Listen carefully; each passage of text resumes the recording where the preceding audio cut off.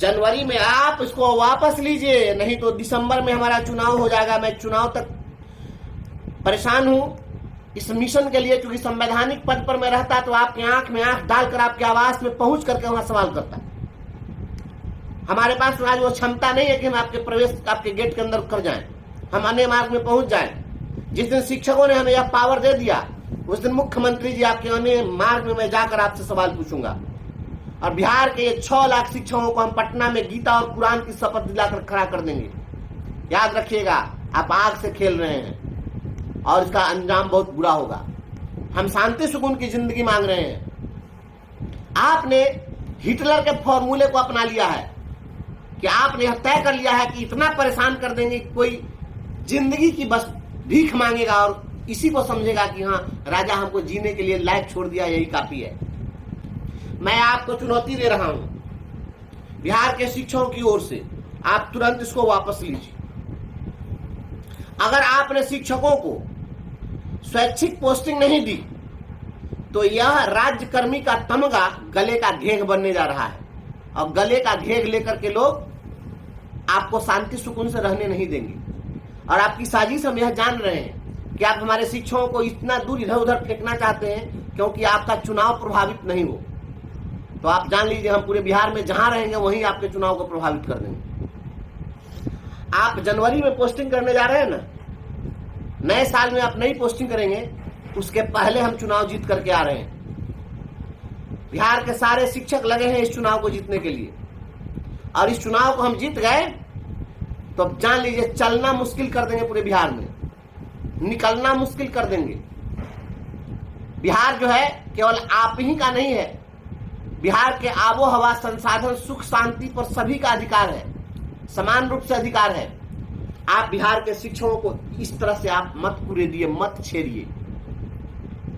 ये आप बिहार के शिक्षा व्यवस्था को ध्वस्त करना चाहते हैं। स्वैच्छिक पोस्टिंग आपको देनी होगी, और अगर स्वैच्छिक पोस्टिंग आप नहीं दीजिएगा तो आपको सत्ता में रहने का कोई अधिकार भी नहीं है। आपने जब सक्षमता पास शिक्षकों के लिए जब विशिष्ट शिक्षक नियमावली आपने बनाई तो आपने कहा कि आवेदन के समय ही ये 3 जिले का ऑप्शन देंगे, और जिनको गृह जिला आवंटित हो गया तो एक बार गृह जिला आवंटित हो जाने के बाद में आप कौन होते हैं जिला बदलने वाले? गृह जिला आवंटन के बाद आप उसको दूसरे जिला में भेजेंगे, दूसरे अनुमंडल में भेजेंगे, तीसरे प्रमंडल में भेजेंगे। कैसे होगा आप बताइए तो? आपको ये राइट है? हर दिन नियमावली बदलिए। नियमावली को आपने क्या समझा? गुड्डा गुड्डी का खेल है? यह गुड्डा गुड्डी का खेल नहीं है। आपको पता है अभी हम चुनाव ही लड़ रहे हैं, और चुनाव इसी लिए लड़ रहे हैं, किसी भी राजनेता को कोई मतलब आपसे नहीं है। जितने भी राजनेता हैं हमारे राज्य में, आप देख रहे हैं कोई बोलने वाला नहीं है। जमुई में हमारे शिक्षक कपड़ा हटा करके और दिखाते हैं कि 70 लाठी मारी गई है।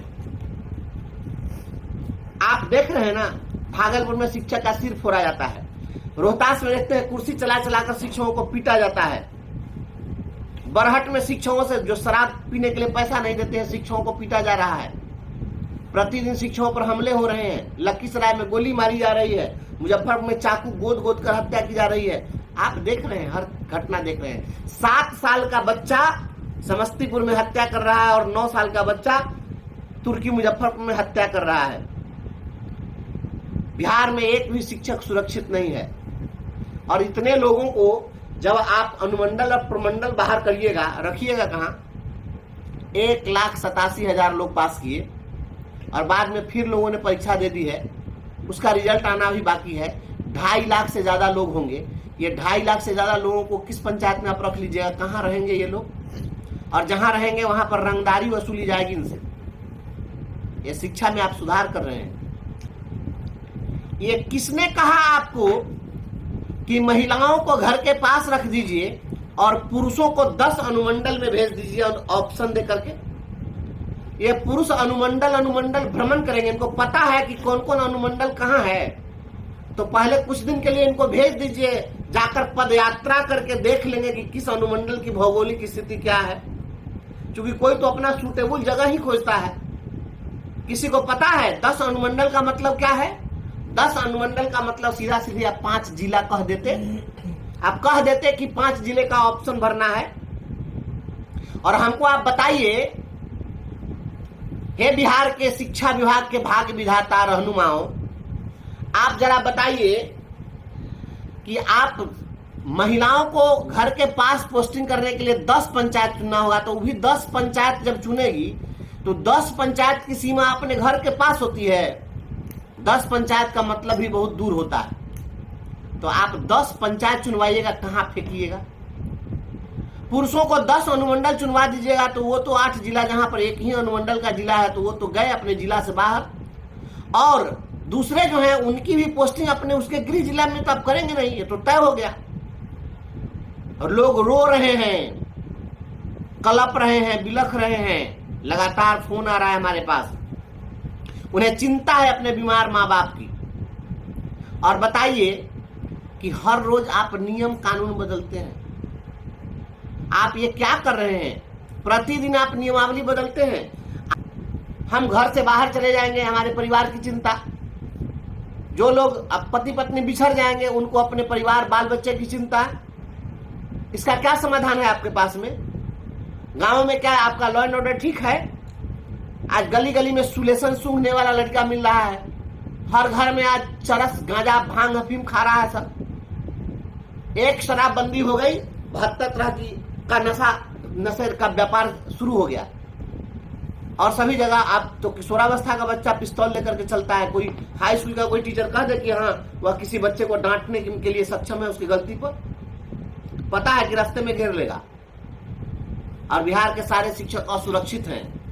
आप पूरे बिहार के शिक्षकों को असुरक्षित करना चाहते हैं। क्यों ऐसा करना चाहते हैं? मिस्टर मोगेम्बो के शासनकाल में 1.5 साल में 10 महीने के कार्यकाल में मात्र 150 से ज्यादा शिक्षकों की मौत हुई है। अभी भी मौत का सिलसिला जारी है।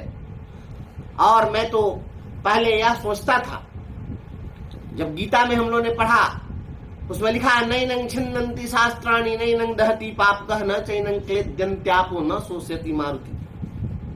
आत्मा को न कोई मार सकता है, न कोई भिगा सकता है, न सुखा सकता है। आत्मा नहीं मरती है, गीता में श्री कृष्ण ने कहा है। लेकिन मैं तो देख रहा हूं कि बिहार के नेताओं की आत्मा मर गई, जीते जी आत्मा मर गई। इन नेताओं को धिक्कार है। शिक्षक लाठी से पीटे जा रहे हैं, रोज मारे जा रहे हैं, शिक्षकों को हर रोज धकेला जा रहा है, कोई आगे आने के लिए तैयार नहीं है। आप शिक्षकों को परेशान करके और आप राज्यकर्मी बना रहे हैं। ये कौन सा राज्यकर्मी है भाई? शिक्षकों को उनके परिवार के साथ सुख शांति से जीने दीजिए। और शिक्षा मंत्री जी, सिपाही और पुलिस और सेना से शिक्षकों की तुलना मत करिए। हमें डंडा नहीं हाँकना है, डंडा नहीं चलाना और गोली फायर नहीं करना है कि कोई कमांडर आदेश देगा और हम गोली चला देंगे। हम क्लास में अपने बच्चों को जब पढ़ाते हैं, वहां खुद निर्णय करना पड़ता है कि इस बच्चे को हम किस तरीके से समझाएं। सभी बच्चे की मानसिक आवश्यकताएं अलग अलग होती है। आप उसके लायक छोड़िएगा तब तो। हे बिहार के शिक्षा विभाग के भाग्य विधाताओं, हे नीति और नैतिकता के भगवान आदरणीय नीतीश कुमार जी, मैं हाथ जोड़ के अनुरोध कर रहा हूं, आप कम से कम शिक्षकों को इस प्रकार से तंग मत करिए और शिक्षकों को सड़क पर उतरने के लिए विवश मत करिए। बिहार के तमाम शिक्षक गुरुजन साथियों, घबराइए नहीं। यह जो नियमावली है, यह नियमावली गलत है। जब आप विशिष्ट शिक्षक की परीक्षा पास किए, आपसे जिले का ऑप्शन मांगा गया और जब आपका जिला अलॉट हो गया, उसके बाद उस जिला को बदलने का अधिकार इनको नहीं है। यह न्याय हम आपको दिलवाएंगे, हम लड़ेंगे इसकी लड़ाई। मैं अल्टीमेटम दे रहा हूं, आप तुरंत इसको वापस लीजिए, और नहीं तो जनवरी में 26 जनवरी को आप झंडा फहराएंगे, उससे पहले 5 लाख लोग हम लोग पटना आ रहे हैं। और बिहार के भाग्य विधाता नीति और नैतिकता के भगवान को बारंबार प्रणाम, आपको इस तरह के बेहतरीन खूबसूरत शिक्षा व्यवस्था का नजारा पेश करने के लिए। आज आपने जो शिक्षकों के पोस्टिंग की नीति जो आपने बनाई है, ये किसने सुझाव दिया आपको? बिहार के सारे शिक्षक बेचैन हैं। जिन्होंने सक्षमता परीक्षा दी है, सभी लोग बेचैन हैं। रात में सही से नींद इनको नहीं आने वाली है। कल आपके स्कूलों में काफी गुणवत्तापूर्ण शिक्षा मिलने वाली है, क्योंकि रात भर जब शिक्षक बेचैन रहेगा तो कल हुए दिन में शिक्षक बहुत अच्छी शिक्षा दे देंगे। शिक्षा व्यवस्था के सुधार का जो आपका अभिनव प्रयोग है, धन्य है आप लोग। यह बिहार एकमात्र ऐसा राज्य है जहां शिक्षा में सुधार के बदले शिक्षा के विनाश के लिए प्रतिदिन नूतन प्रयोग हो रहे हैं, और जिसको शिक्षा से कोई लेना देना नहीं है वे लोग शिक्षा सुधार कर रहे हैं। अगर शिक्षा में सुधार ही करना था तो एनसीईआरटी के रिसर्च स्कॉलर को बुला लिए होते। और बिहार के हमारे जितने गुरुजन साथी परेशान हैं, साथियों, हम शिक्षक नेतृत्वकर्ताओं के समक्ष बहुत विषम परिस्थिति है, चुनौतीपूर्ण स्थिति है। अगर अभी इस मामले को लेकर और हम लोग सीधे फाइट करें तो जो शिक्षिकाएं हैं वो शिक्षिकाएं कहेंगी कि हम लोग की तो पास में पोस्टिंग होने वाली थी, आप इसको रुकवा दिए। हमारे जो कुछ पुरुष शिक्षक हैं उन लोगों को लगता है कि परीक्षा देकर के हम अब राज्यकर्मी बनने वाले हैं, तो ऐसे लोगों की भी कमी नहीं है कि वो दूर भी जाकर के राज्यकर्मी बनना चाहते हैं, तो उनको लगता है कि हमको राज्यकर्मी बनने से ये रोक रहे हैं। कुछ लोगों के साथ में पारिवारिक परिस्थिति ऐसी है कि घर छोड़ करके वो जा नहीं सकते हैं। बताइए इस विषम परिस्थिति में कैसे कोई लड़ाई लड़ेगा? हम किसकी लड़ाई लड़ें? एक के लिए लड़ेंगे तो 3 लोग नाराज होंगे। यह लड़ाई बहुत कठिन हो गई है। सारे शिक्षक नेतृत्वकर्ता इसी कारण खामोश हैं, और आज इस दिन के लिए हम सभी लोग जिम्मेवार हैं। आज जिस तरह से बनाया गया, आप बताइए कि पति पत्नी शिक्षक होना गुनाह हो गया? आप पोस्टिंग के लिए तो आप एक ही बार आवेदन करवाएंगे, तो महिलाओं के लिए आपने कहा है कि वो जहां चाहेंगी अपने घर के पास वो रह लेंगी, तो ऑप्शन एक ही साथ में जो पति पत्नी दोनों टीचर है, तो पत्नी भी ऑप्शन तलाशेगी या पुरुष भी ऑप्शन तलाशेगा, तो पुरुष तो दूसरे अनुमंडल में जाएगा, दूसरे जिला में जाएगा, और पत्नी फिर अपने ही घर के आसपास रह जाएगी, तो ये दोनों एक जगह तो रहेंगे नहीं। तो आपको जो पति पत्नी शिक्षक है उससे क्या दुश्मनी है? आपको, आप लोग क्या अपने पति पत्नी नहीं रहते हैं साथ में, अपने परिवार के साथ नहीं रहते हैं? कहां से यह सब आप शिक्षा सुधार की नियमावली आप बना रहे हैं? यह शिक्षा सुधार होगा इससे? आप देखें अभी 3 दिन पहले पटना जिले के एक प्रखंड में पंडारक में, वहां हमारे 2 साथी एक्सीडेंट में मरे हैं। उसके 1 दिन पहले एक शिक्षिका मरी है। कल भी जो है एक्सीडेंट हुआ है, 2 साथी गंभीर रूप से इंजर्ड हुए हैं। सभी जगह हम लोग क्या लाश गिनने के लिए बैठे हुए हैं, और शिक्षकों की लाश पर आप लोग ये नियमावली का खेल खेल रहे हैं।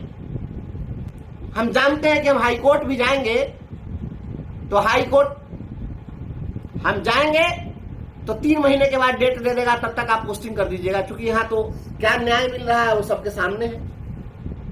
कहां जाएंगे शिक्षक? और गुरुजन साथियों, आप निराश हैं, निराश मत होइए।